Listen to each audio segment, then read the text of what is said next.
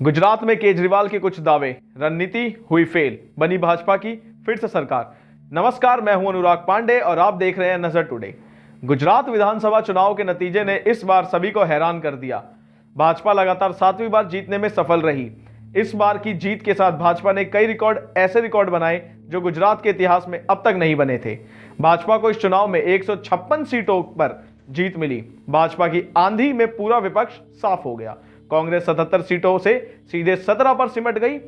सरकार बनाने का दावा करने वाली आम आदमी पार्टी की स्थिति भी काफी खराब रही। आम आदमी पार्टी के केवल 5 प्रत्याशी ही चुनाव जीत पाए। आम आदमी पार्टी के संयोजक और दिल्ली के मुख्यमंत्री अरविंद केजरीवाल ने गुजरात चुनाव को लेकर कई बड़े दावे किए थे। अलग अलग टीवी चैनलों के कार्यक्रम में जाकर उन्होंने कुछ दावे लिखकर दिए थे। केजरीवाल के लिखे सभी दावे फेल हो गए। आइए जानते हैं कि अरविंद केजरीवाल ने क्या क्या दावे किए थे। आखिर इन दावों के पीछे केजरीवाल की क्या रणनीति थी? अब इन दावों पर किस तरह की प्रतिक्रिया हो रही है? पहले उन लिखित दावों को जान लेते हैं जो गुजरात चुनाव से पहले केजरीवाल ने किए थे। पहला दावा, कांग्रेस को 5 से भी कम सीटें मिलेंगी। टीवी चैनलों पर केजरीवाल ने पहला लिखित दावा कांग्रेस की सीटों को लेकर किया था। उनका यह दावा गुजरात चुनाव के पहले चरण से ठीक पहले आया। इनमें उन्होंने टीवी चैनलों के मंच पर लिख कर दिया कि इस बार गुजरात चुनाव में कांग्रेस को 5 से भी कम सीटें मिलेंगी। केजरीवाल का यह दावा गलत निकला। इस बार चुनाव में कांग्रेस के 17 प्रत्याशी चुनाव जीतने में कामयाब हुए।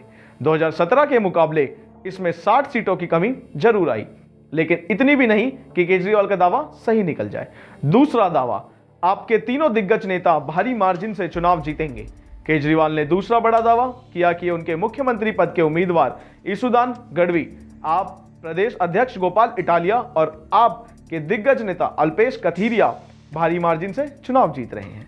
केजरीवाल ने इसे भी कागज पर लिखकर सार्वजनिक तौर पर दावा किया था। केजरीवाल का यह दावा भी फेल हो गया। ईसुदान गढ़वी खंबालिया सीट से चुनाव लड़े। उन्हें भाजपा उम्मीदवार मुलू भाई बेरा ने 18,000 से भी ज्यादा मतों से हरा दिया। इसी तरह कतारगाम सीट में आम आदमी पार्टी के प्रदेश अध्यक्ष गोपाल इटालिया भी बुरी तरह से चुनाव हार गए। इटालिया को भाजपा के प्रत्याशी विनोद भाई मोरडिया ने 64,000 से भी ज्यादा मतों से चुनाव हराया। तीसरे नेता अल्पेश कथीरिया के साथ भी कुछ ऐसा ही हुआ। कथीरिया की जीत का भी केजरीवाल ने दावा किया था, लेकिन उन्हें भाजपा प्रत्याशी किशोर भाई कानानी ने 16,000 से भी ज्यादा मतों से हरा दिया। तीसरा दावा, आपकी सरकार बनेगी। केजरीवाल का यह तीसरा बड़ा दावा था। इसमें उन्होंने सार्वजनिक मंच पे एक सादे पेज पर लिख कर दिया कि इस बार गुजरात में आम आदमी पार्टी की सरकार बन रही है। केजरीवाल ने तो यहां तक दावा कर दिया था कि आईबी की रिपोर्ट में इसका जिक्र हुआ। यही कारण है कि भाजपा परेशान हो रही है। अब जब गुजरात में भारी मतों से भाजपा चुनाव जीत गई, आम आदमी पार्टी को केवल 5 सीटों पर जीत मिली। चुनाव हारने के बाद आम आदमी पार्टी दिल्ली के विधायक नरेश बालियान ने आईबी के जिक्र की बात पर उल्टे भाजपा पर ही निशाना साध दिया। उन्होंने ट्वीट कर लिखा, आईबी मतलब आम आदमी पार्टी का इंटरनल ब्रॉडकास्टिंग विभाग, जो सीटों का आंकलन कर रिपोर्ट देता है। अब भाजपा वाले दूसरा आईबी समझ गए तो यह उनकी गलती है। इसी तरह के दावे क्यों करते हैं अरविंद केजरीवाल? ऐसा नहीं है कि अरविंद केजरीवाल ने गुजरात में पहली बार इस तरह का दावा किया है।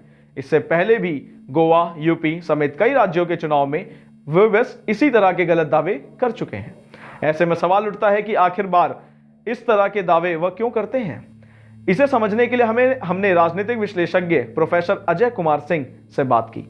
उन्होंने कहा, आम आदमी पार्टी देश में तेजी से उभरती हुई पार्टी है। अगर आप इनके तरीकों का अध्ययन करें तो इनका ज्यादातर काम प्रचार पर टिका हुआ है। ये अपनी छोटी बातों को बड़ा बनाकर दिखाने की कोशिश करते रहते हैं, उसे ब्रांड के रूप में प्रेजेंट करते हैं। केजरीवाल के दावे इसी का एक हिस्सा है। प्रोफेसर सिंह के अनुसार जब आप पूरे आत्मविश्वास के साथ कुछ बोलते हैं तो उसका असर पड़ता ही पड़ता है। चुनाव के वक्त 20 से 30% वोटर ऐसे होते हैं जो पहले से अपना वोट तय नहीं रखते हैं। केजरीवाल अपने इन दावों के जरिए इन्हीं वोटर्स को मोबिलाइज करने की कोशिश करते हैं। वह ऐसा दिखाने का प्रयास करते हैं जैसे सच में कुछ बड़ा बदलाव होने वाला है। जब एक ही बात को बार बार कोई बोलता है और उसे तमाम मीडिया और सोशल मीडिया पर बार बार दिखाया जाता है तो लोगों में इसका चर्चा होने लग जाती है।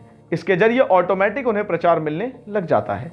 लोग एक दूसरे से बातचीत में इसका जिक्र करने लगते हैं और किसी भी चुनाव में माउथ पब्लिसिटी सबसे ज्यादा अहम होती है।